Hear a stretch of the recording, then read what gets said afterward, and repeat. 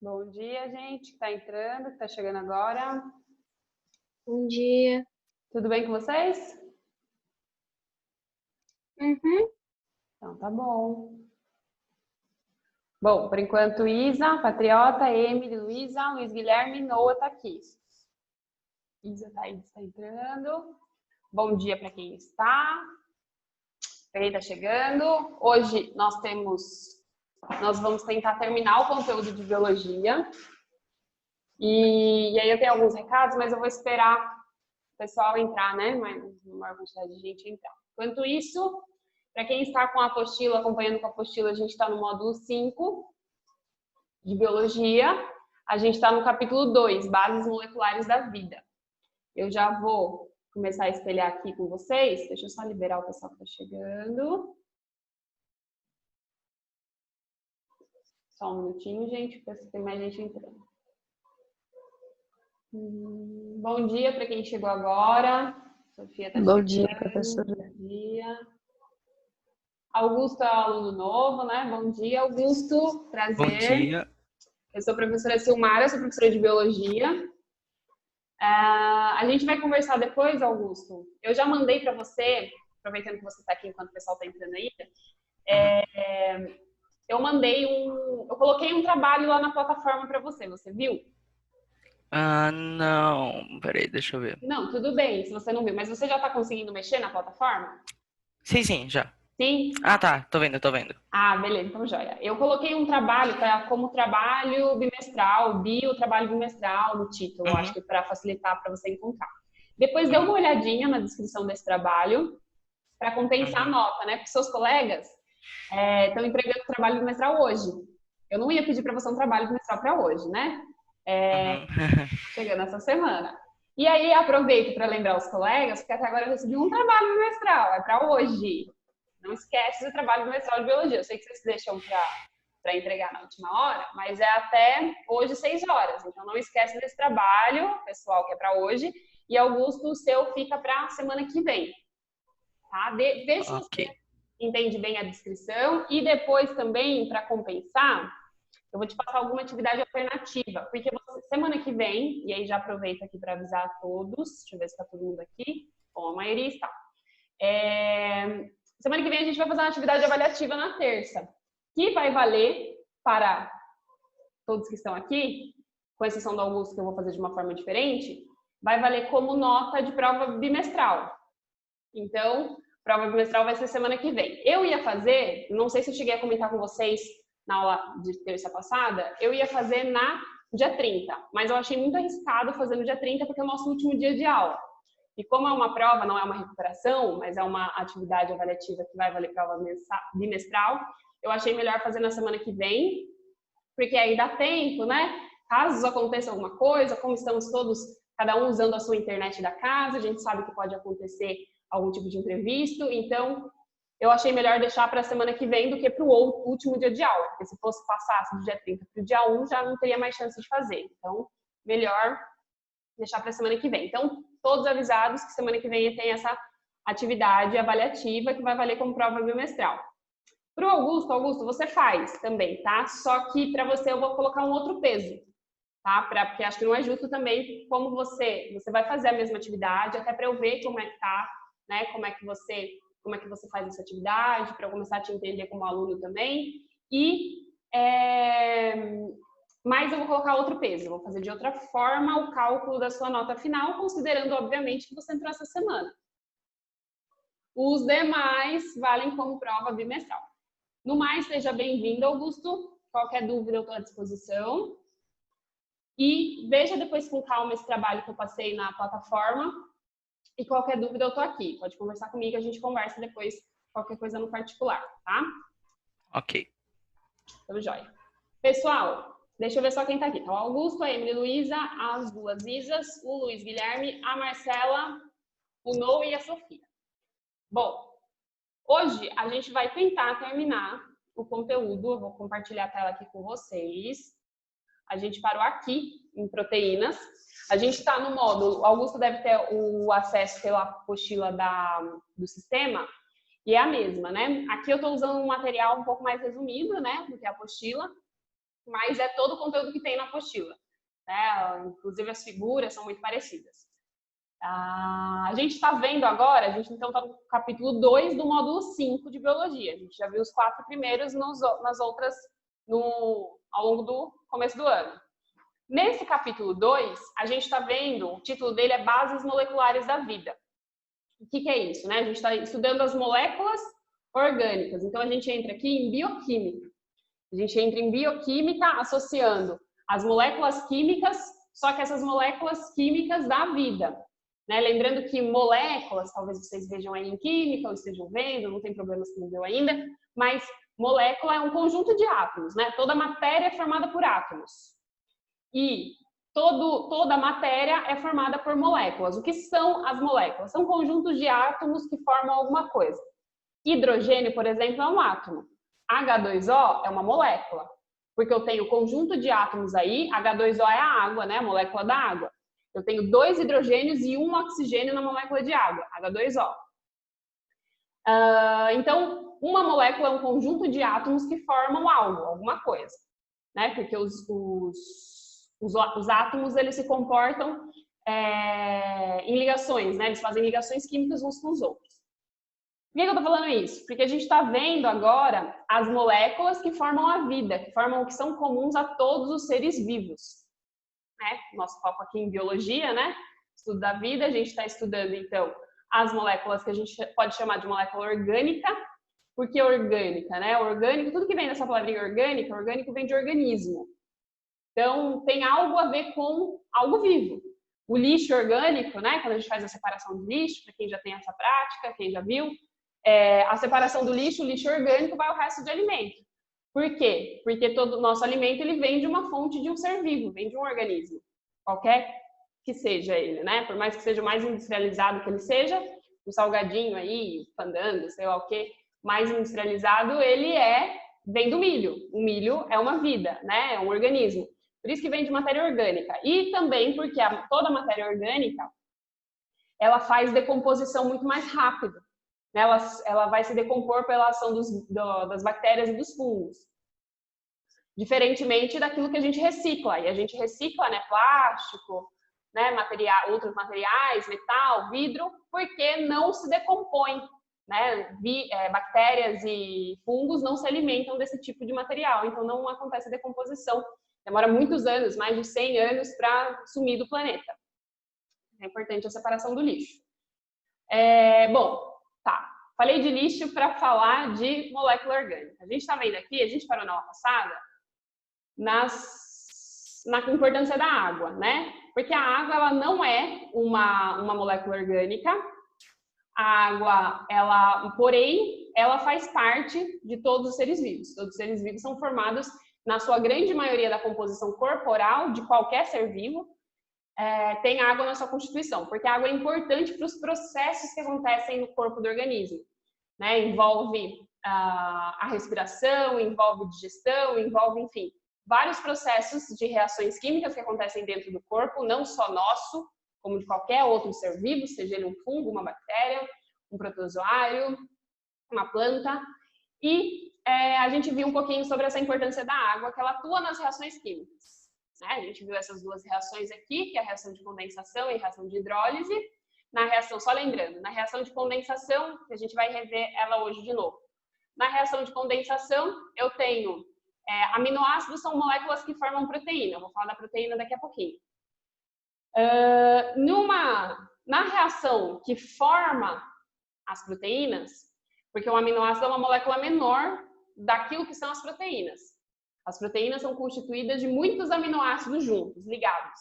Quando eu formo uma ligação química aqui, que é chamada, que forma um dipeptídeo, ligação peptídica, eu tenho a formação de uma água. A água é produzida nessa ligação, porque sai esse OH daqui, sai esse H daqui, essas duas moléculas se conectam, se ligam, e eu formo o que eu chamo de um dipeptídeo.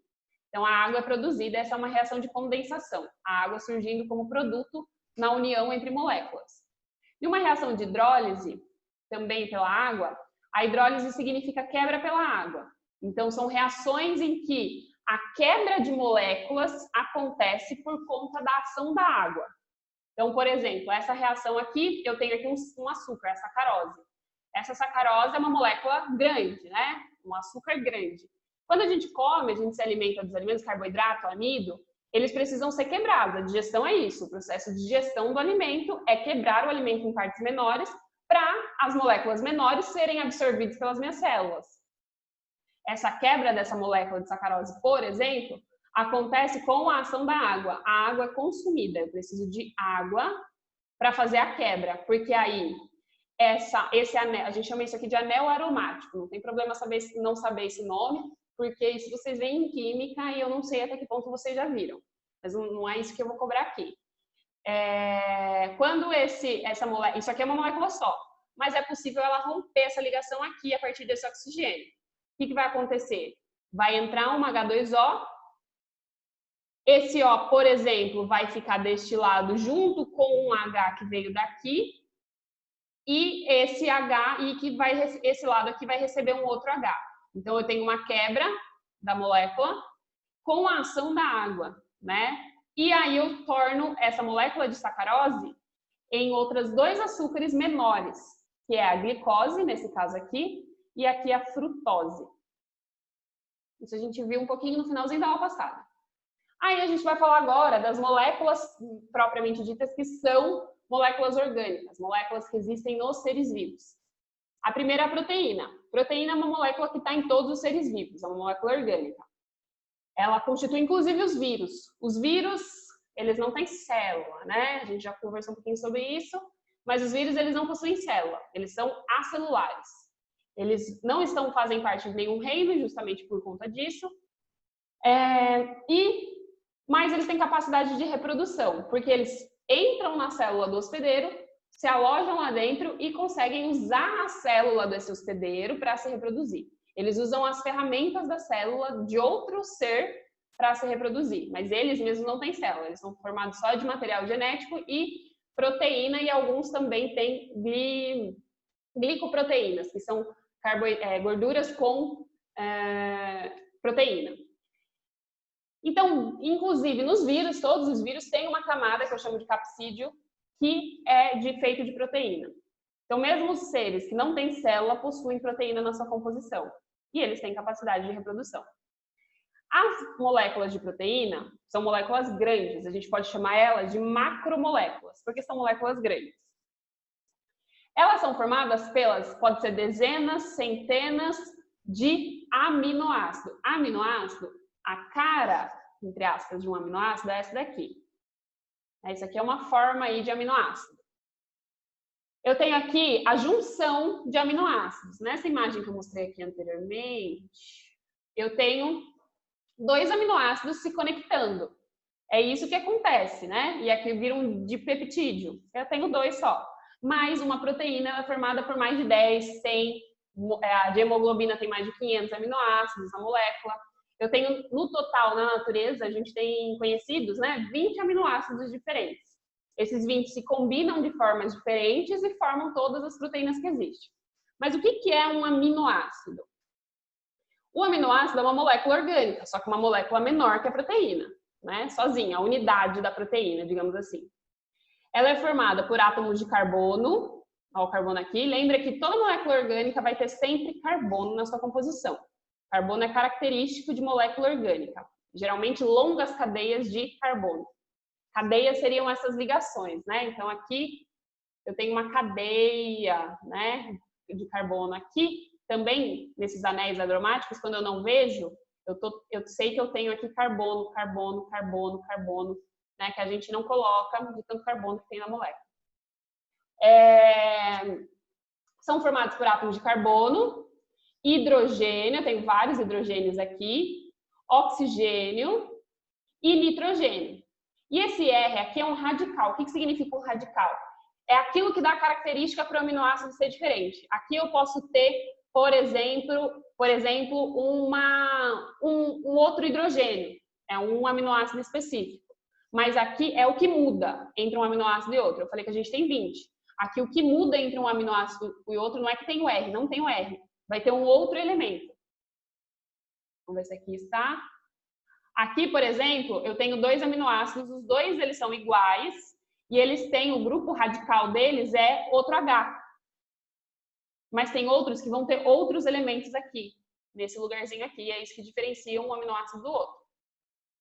Alguns, inclusive, podem ter enxofre na sua composição. Então, o aminoácido é formado pelo que eu chamo de um grupo amina, um grupo carboxila, né, ligados aqui com cadeia carbônica. Esse carbono aqui, ele chama alfa, porque é o carbono do meio, que está conectando os dois lados da molécula.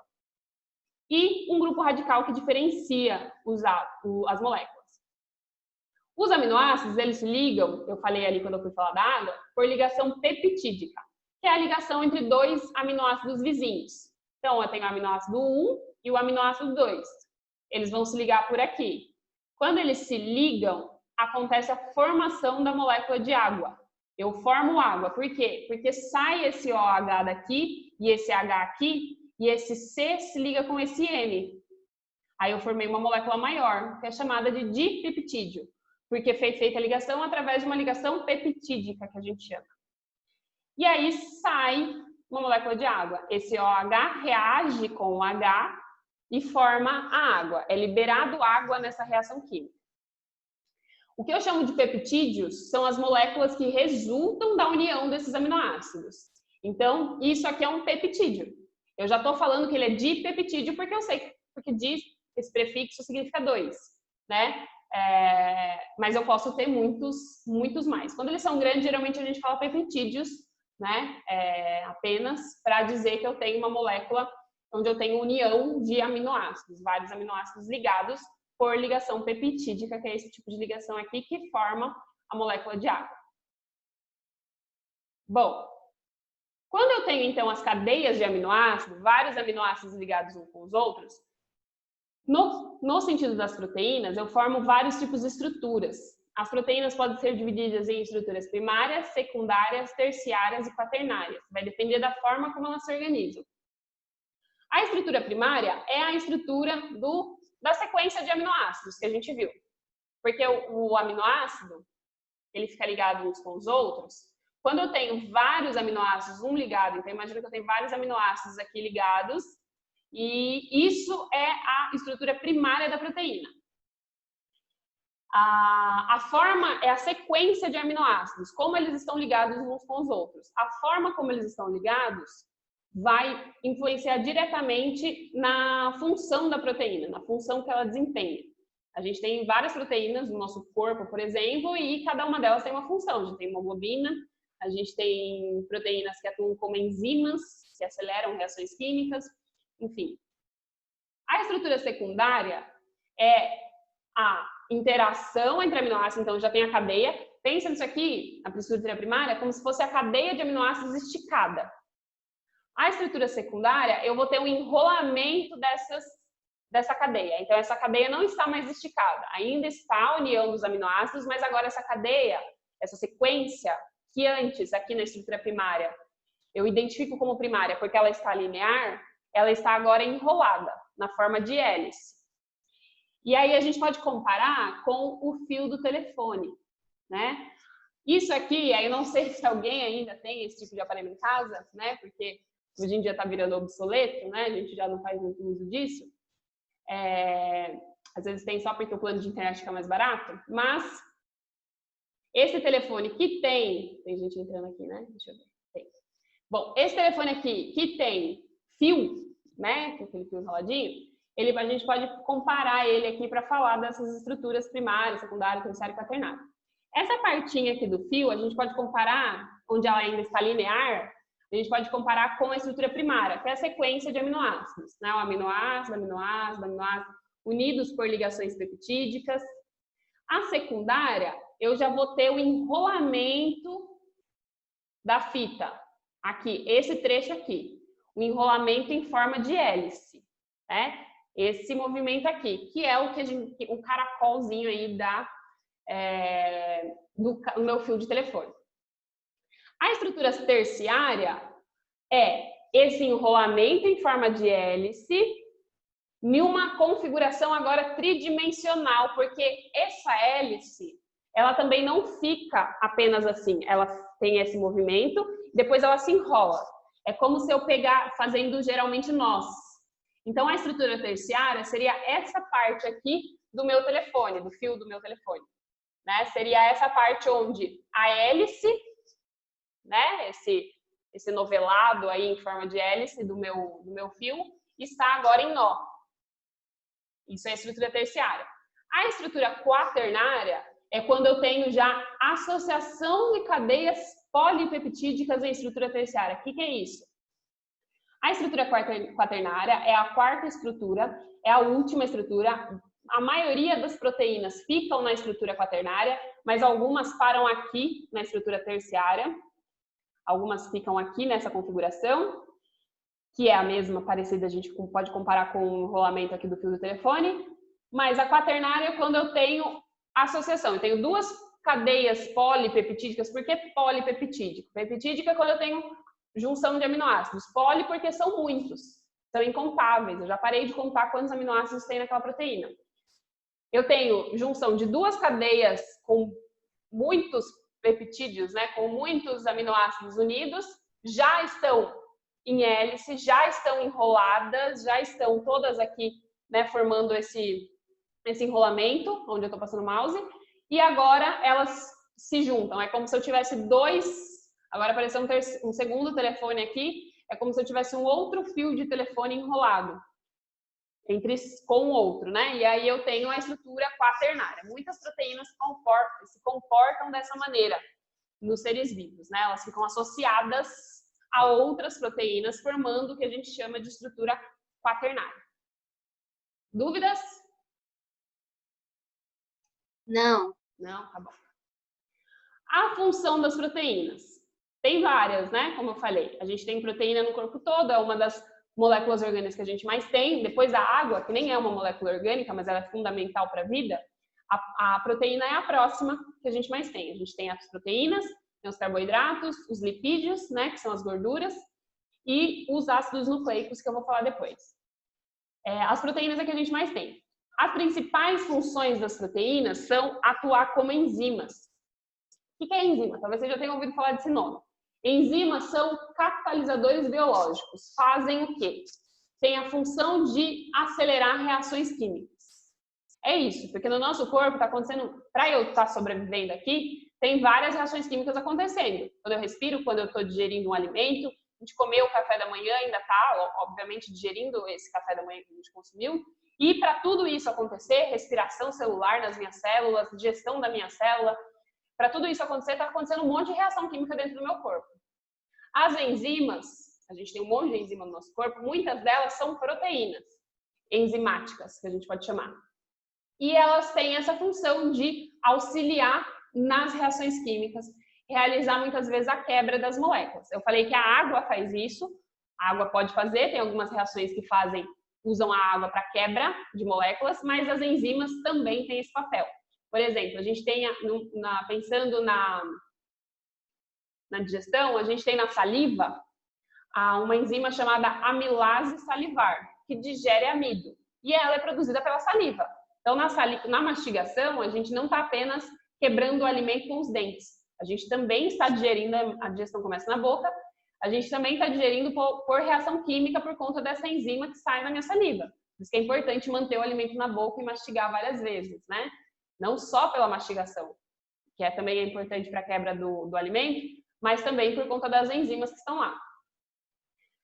Tem outras proteínas que são chamadas, aí também são enzimas, mas são chamadas de coenzimas ou cofatores, que são proteínas conjugadas, né? Elas têm uma parte de proteína e outra parte que não é proteína, mas está ligado na molécula.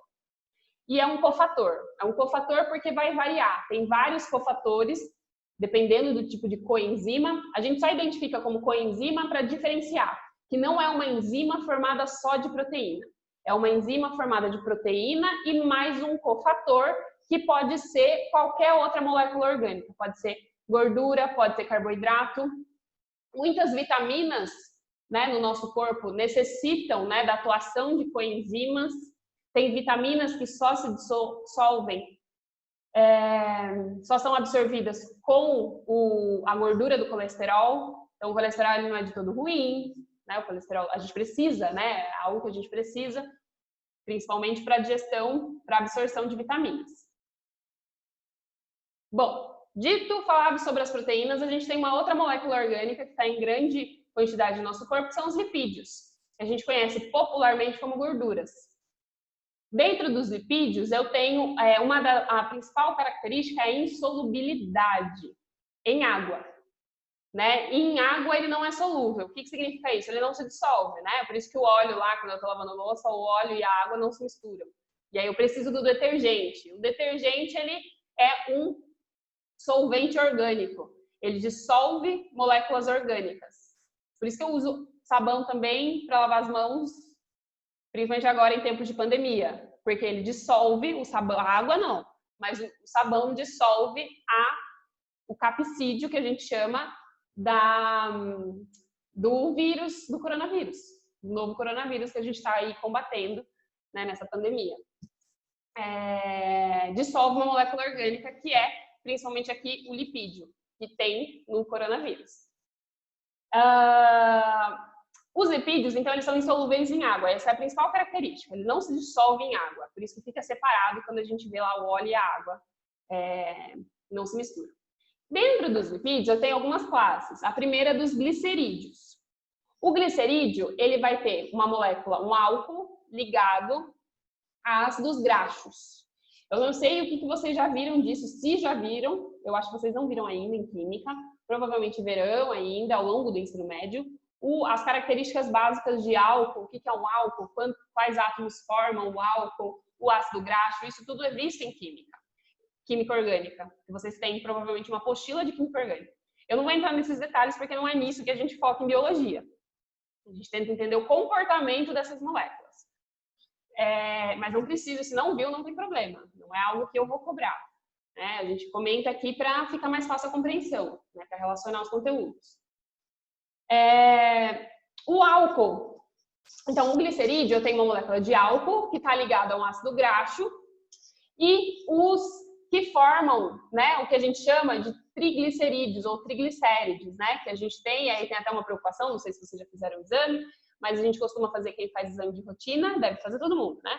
Mas um dos exames de rotina que a gente pode fazer é o de análise de triglicérides quando está no sangue, para ver a concentração desse tipo de glicerídeo, é um glicerídeo, no sangue, né? Porque se está em excesso, isso pode ser um problema.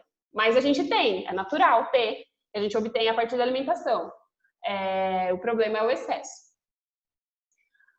Nessa molécula eu também tenho, então, o glicerol, é um álcool, né? Geralmente o álcool, ele é apresentado, aí entrando um pouquinho na química, mas não tem problema, o álcool, ele sempre que vocês verem essa molécula OH ligada, pode ser um álcool. É uma função álcool que a gente chama em química.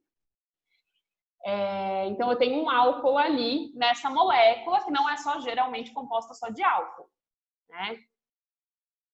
Dentro dos glicerídeos, o que importa aqui pra gente? Entender a diferença entre gorduras e óleos, que são glicerídeos, são lipídios.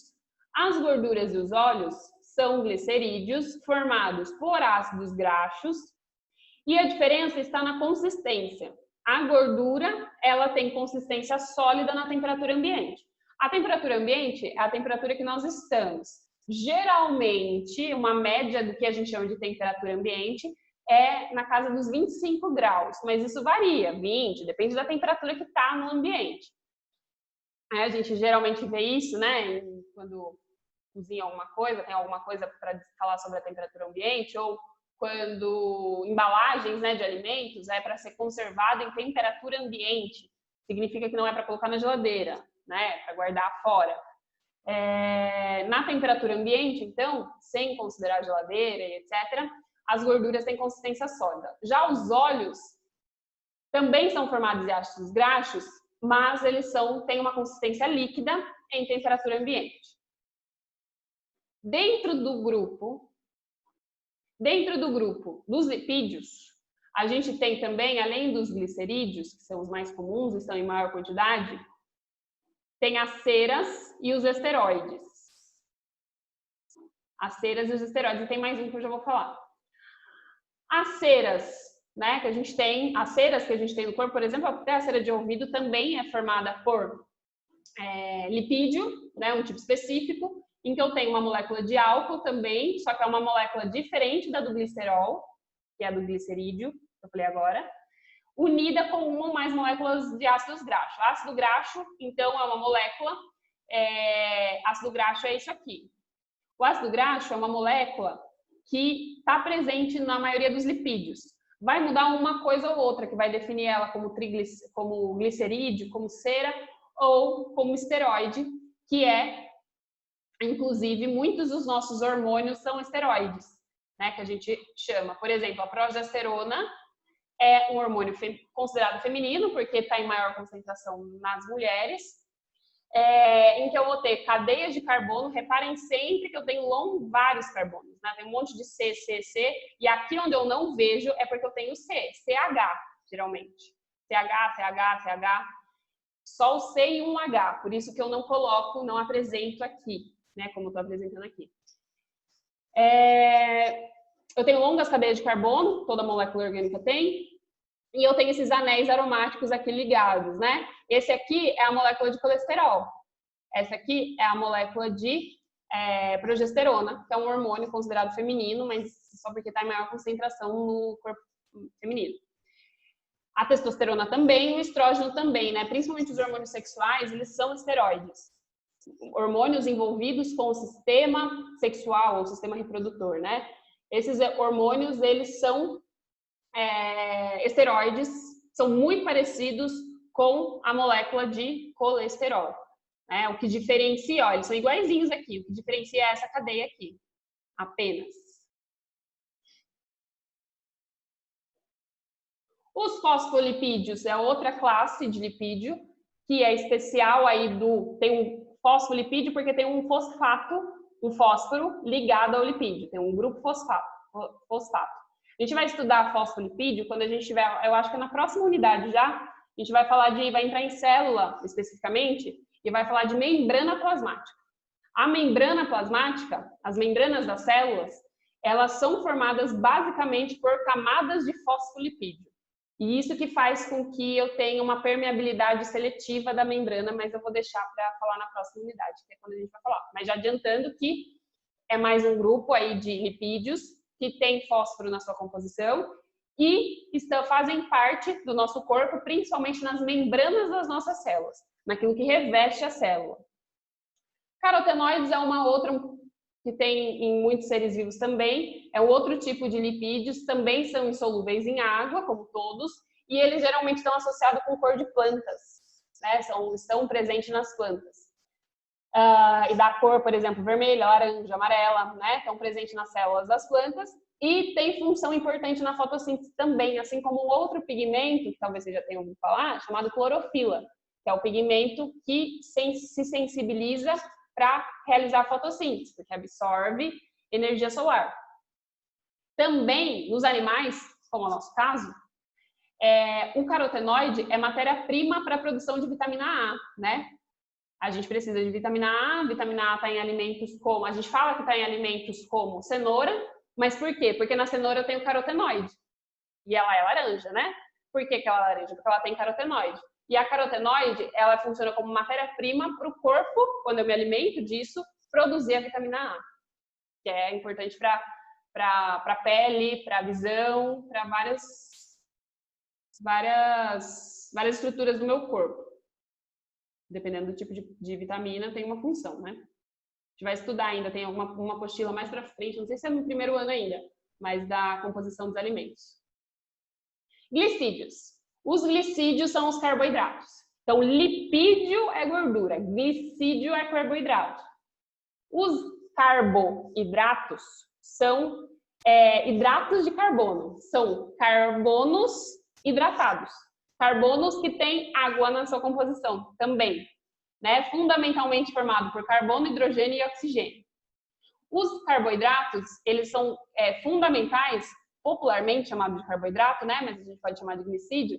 Eles são fundamentais na nossa alimentação, é o que a gente mais precisa consumir no nosso dia a dia, carboidrato, porque eles são alimentos energéticos. Toda a nossa energia a gente tira principalmente dos alimentos energéticos, que são carboidratos e gorduras. Gorduras também são alimentos energéticos, dão energia para o nosso corpo, para fazer tudo que a gente precisa, respirar, estar vivo, né? E Sendo fonte de energia, desses grupos alimentares que são fonte de energia, o principal são os carboidratos. A gente precisa consumir cerca de 50% da alimentação diária glicídio, que é carboidrato. Aí cerca de 20 a 30% lipídios, que são as gorduras, que também são alimentos energéticos. Além disso, eles também fazem parte da formação do DNA e do RNA, que eu vou falar daqui a pouquinho também. Os glicídios, como é que é a classificação dos glicídios? Então, reparem que a gente está falando aqui das moléculas orgânicas e a gente está falando das classificações delas. As proteínas, eu divido em relação à estrutura dela. Estrutura primária, secundária, terciária e quaternária. Depende da forma como ela está organizada. Sequência de aminoácidos, né, que eu falei lá no início. Os lipídios eu tenho, vai depender do tipo de grupo que está ligado, quimicamente está ligado com a minha molécula de lipídio. Aí eu tenho as ceras, eu tenho os carotenoides, eu tenho os fosfolipídios, aqueles que a gente acabou de falar. Os glicídios, eles são classificados de uma forma diferente. Eles são classificados de acordo com a quantidade de átomos que eles têm. Então, por exemplo, eu tenho, talvez você já tenha ouvido falar isso em algum lugar, monossacarídeos, disacarídeos e polissacarídeos. Eu estou falando de glicídio, de carboidrato. Os glicídios monossacarídeos, mono é um, né? São os mais simples, mas eles não têm só um átomo, não existe molécula que tem só um átomo. Eles têm entre 3 a 7 átomos de carbono, então é em relação à quantidade de átomos de carbono na sua molécula. A fórmula geral dele é CnH2ON. Esse N, porque esse N varia, né? Esse número varia. Mas ele tem entre 3 e 7 átomos de carbono. Então, seria entre 3, desse N que eu estou colocando o mouse aqui em cima, entre 3 e 7. São moléculas pequenas, monossacarídeos. Os monossacarídeos de 3 carbonos, a gente pode chamar de triose. De 4, 5, 6 e 7, eu posso chamar de tetrose, com 4 carbonos, pentose, 5 carbonos, hexose, 6 carbonos e epitose, 7 carbonos. Então, até 7 eu tenho um monossacarídeo, que é um sacarídeo, um carboidrato pequeno, uma molécula pequena. Os disacarídeos, eu tenho união de 2 mono. Então, eu tenho um monossacarídeo ligado a outro monossacarídeo. Eu tenho um disacarídeo. Então, aqui eu tenho um sacarídeo, entre aspas, sozinho, monossacarídeo. É uma molécula pequena, sozinha, que não está ligada a ninguém. Aqui eu tenho 2 monossacarídeos, 2 sacarídeos ligados. A sacarose, que eu mostrei para vocês lá na reação, sendo usada com a reação da água para a sua dissolução, ela é um disacarídeo, tem 2 monossacarídeos ligados nelas que podem quebrar e gerar glicose e frutose. Os polissacarídeos eu posso ter centenas e até milhares de monossacarídeos. Aí polissacarídeos, eles são moléculas bem maiores. São o amido, o glicogênio, a celulose, a quitina também é outro. Então são alguns exemplos. Aí o amido, por exemplo, a gente faz a digestão, a gente se alimenta. Glicogênio também, celulose a gente não consegue digerir e quitina também não. Mas a gente se alimenta desses 2 primeiros aqui. São muitos sacarídeos unidos. Pessoal, vai cair a live, a aula, né? Porque ela dura 40 minutinhos. Então, eu vou gerar outro link. Não falta muito, falta pouco. Eu vou gerar outro link e mando lá no grupo. Pode ser? Ok. Ok? Então, vou encerrar aqui. Fiquem atentos ao grupo que eu vou mandar lá. Só um minutinho. Até daqui a pouquinho.